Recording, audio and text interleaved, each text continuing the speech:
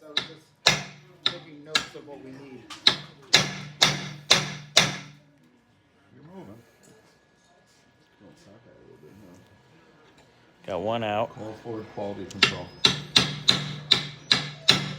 We'd like to complain about this 61-year-old control arm that we can't get the rivet out. That's a whole lot of work, buddy. Luna, stop. I bet you it hurts her ears. I bet you that's what she's complaining about. Probably. No. Either that or she's begging for treats again. Maybe banging out from the other side. On that one, because I got the riveted off of that guy. Luna. We're not doing that, Luna.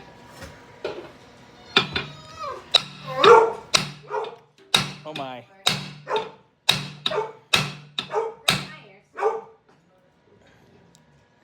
That's in there. Luna. You're through it now. Yeah, I picked him up. Picked up his car. Okay, no. No. Once you go all the way through, it's going to make it harder to get it out. Probably. Catch up. Our luck, yes. There you go. Hi. Luna. Well, I think it hurts her Luna. ears. It's hurting her ears. Well, you take her somewhere. Earmuffs. Aww. Earmuffs. Luna.